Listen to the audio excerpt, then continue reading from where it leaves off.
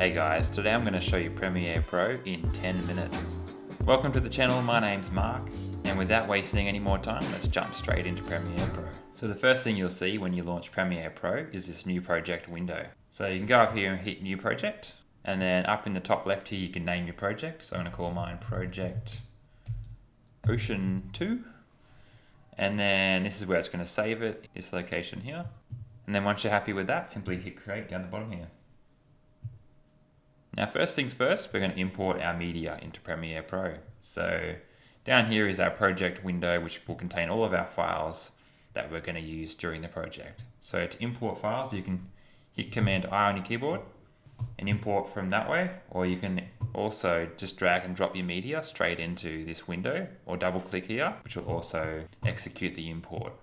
So I'm simply going to drag and drop all my files in just by selecting all of the folders here and then dragging and dropping them in.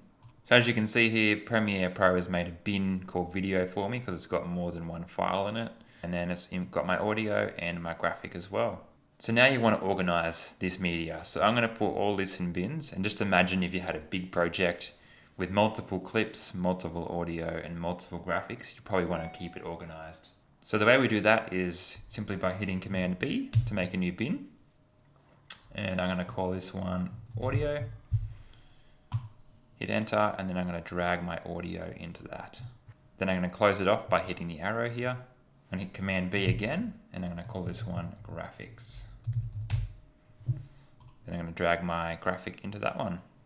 Next thing we're going to do is open our footage here, and I'm going to put some footage on my timeline here. So there's a couple ways to do this. Number one, you can drag and drop a full clip into your timeline here, just like this.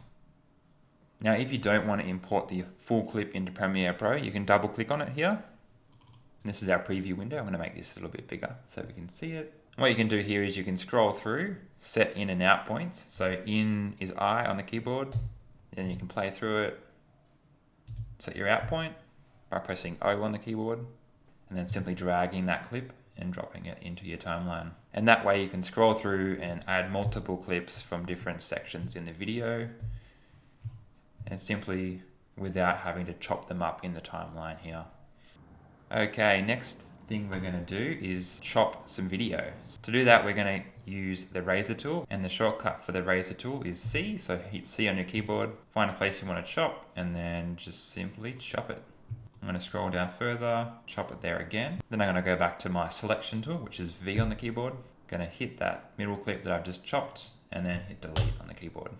And that'll remove the clip, but it'll also leave a blank space here. If you want to fill that space in and bring all these clips down here further down, you can simply right click the gap and then just hit Ripple Delete.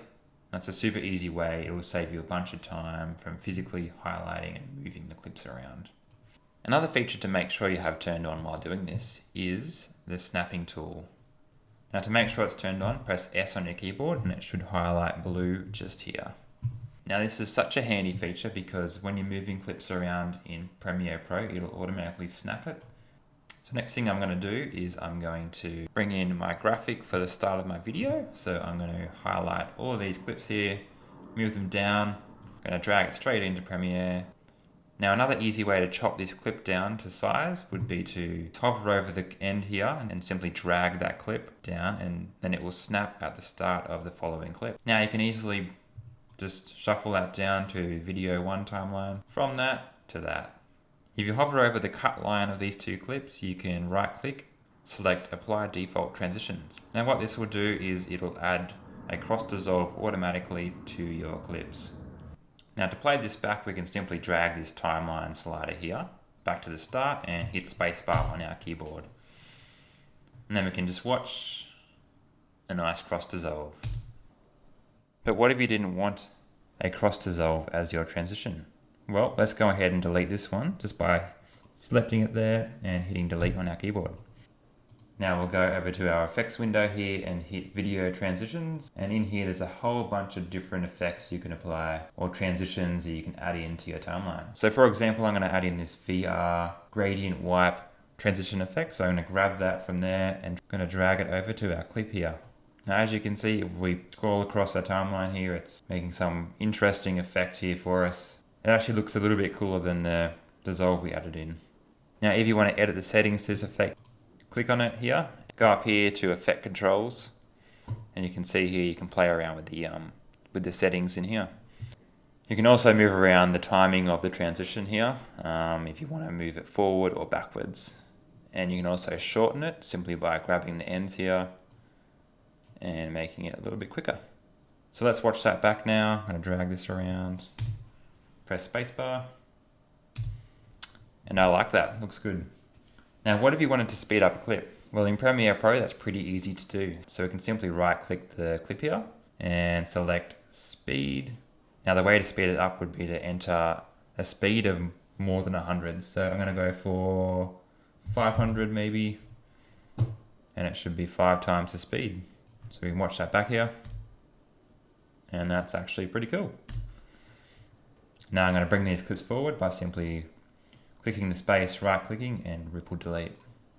Now if you wanted to slow down a clip, you could simply right click your clip, go back into speed, and then select anything lower than 100, so maybe 50.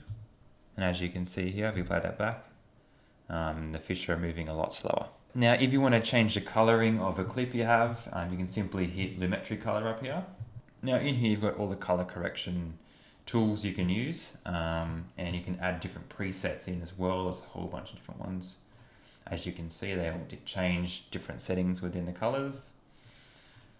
And you can also play around with all these sliders as well to make it look just how you want. Brightness, saturation, vibrance. Next thing we're going to do is drag in our audio. So I'm going to go over here to audio and drag that in to my timeline. It's a little bit long, so what I'm going to do is chop it off by using the razor tool again. So C on the keyboard, I'm going to chop it there. I'm going to press V and select that and delete it.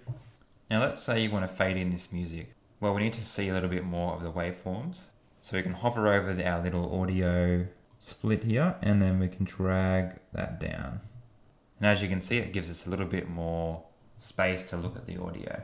Now I want to fade in this audio, so you can add an effect to it to do that, but I'm just simply going to use the pen tool and set some keyframes. Let's hit P on the keyboard to bring up the pen. Now I'm going to select my first point of where I want it to fade into. So I'm going to go there. I might zoom in a little bit more just so I can see better. Now I'm going to set my start keyframe. So I'm going to put a dot right there, and then I'm going to drag that dot all the way down at the bottom.